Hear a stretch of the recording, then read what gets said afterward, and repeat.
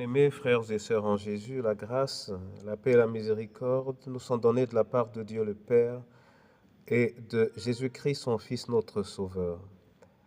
Amen. Pour notre méditation de ce jour, nous allons lire dans le livre des Proverbes au chapitre 22, le verset 4.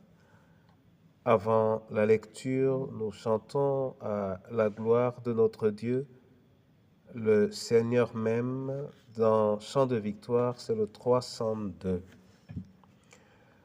Le Seigneur m'aime, bonheur suprême, le Seigneur m'aime, il est amour. Je redirai toujours, le Seigneur m'aime, le Seigneur m'aime, il est amour. Dans la souffrance, sans espérance, dans la souffrance, je gémissais. Je redirai toujours, le Seigneur m'aime, le Seigneur m'aime, il est amour.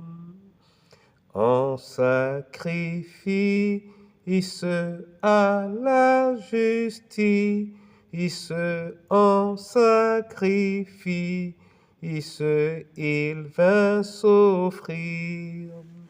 Je redirai toujours, le Seigneur m'aime, le Seigneur m'aime, il est amour.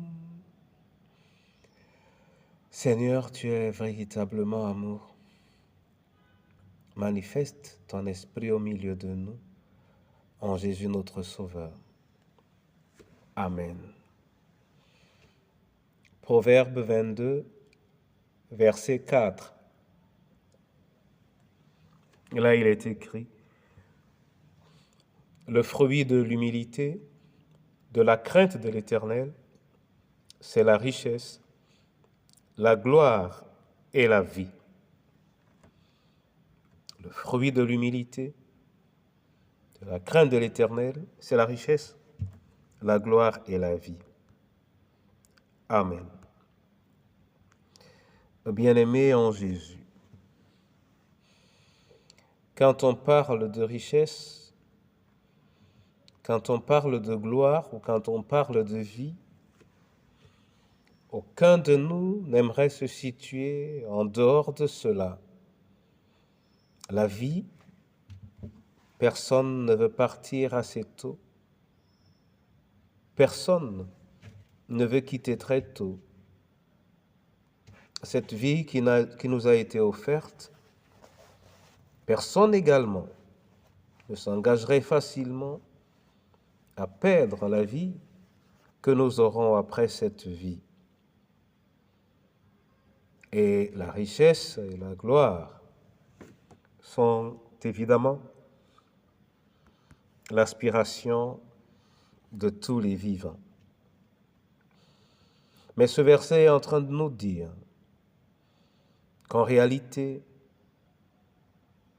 si nous voulons la vie, si nous voulons la richesse, si nous voulons la gloire,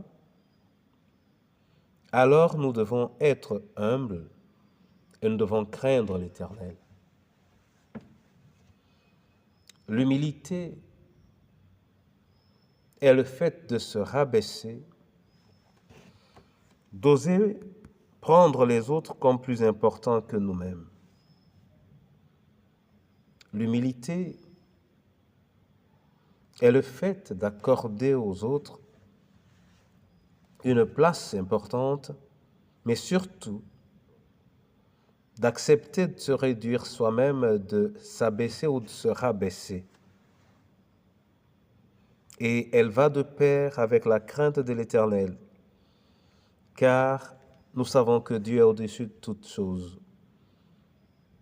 et la crainte de l'Éternel, commencement de la sagesse.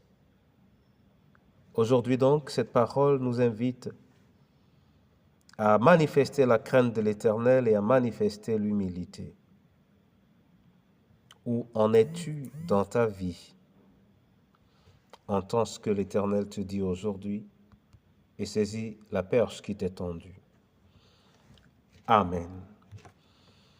Je te rends grâce, Seigneur, pour ce jour, pour le souffle de vie et pour cette parole. Accorde à tes enfants de contempler Christ qui a quitté sa position divine pour prendre une place au milieu des hommes.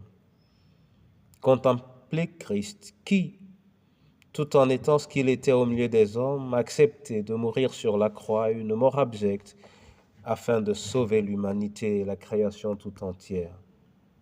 Donne-nous, Seigneur, de nous disposer à une telle attitude, afin que notre véritable identité ne soit pas celle que nous avons tendance à exposer, mais celle que tu définis et qu'elle nous soit la plus chère. Je te prie pour les veuves, veufs et orphelins. Je te prie pour nos différentes familles, je te prie pour ton Église.